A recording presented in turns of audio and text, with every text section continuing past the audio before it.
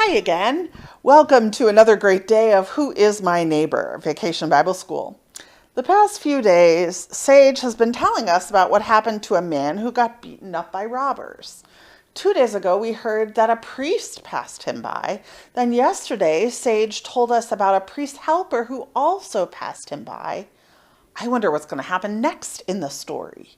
Hey, here's Sage now. How are you this morning, Sage? I'm okay. A little nervous. Nervous? About what? I passed a Samaritan on my way here. A Samaritan? Well, what's wrong with that? Well, you know about Samaritans. How they are. No, I don't know what you mean.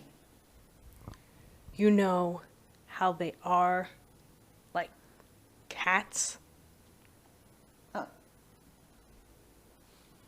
Like they like cats?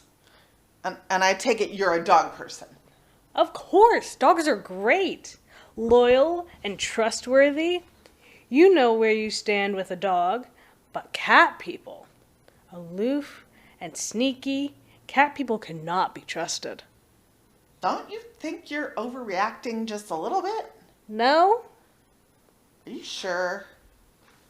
Don't you remember what happened next in the story you were telling me? I mean, let's get out my Bible and I'll read it to you.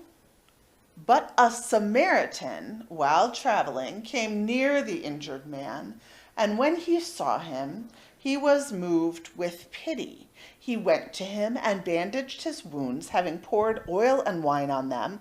Then he put him on his own animal, brought him to an inn, and took care of him. A Samaritan did all that?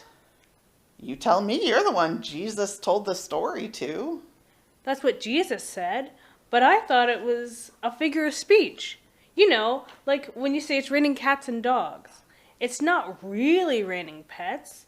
It's just raining hard. I figured he meant something like that. I don't think so. I think Jesus really meant it was a Samaritan who stopped and helped the injured man. What do you think about that?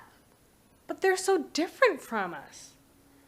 We don't like the same food, or listen to the same music, or speak the same language. And come on now, they like cats. Just because someone is different from us doesn't mean they can't be our neighbor. Remember what we talked about the first day, how God is love, and we love because God loves us? And love is what the Samaritan showed the man. Let me read the rest of the story.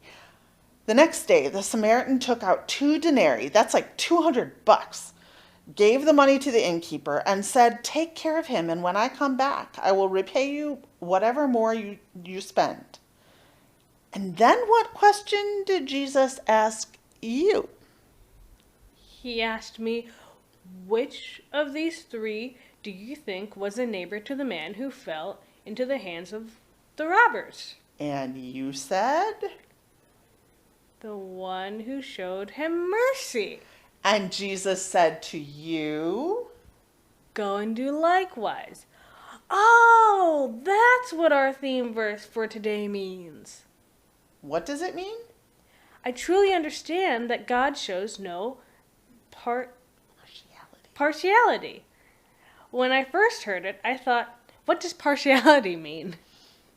But when we say that God shows no partiality, it means God doesn't play favorites. God loves everyone the same, cat people and dog people. When the Samaritan helped the man in need, he was living out God's love for everyone.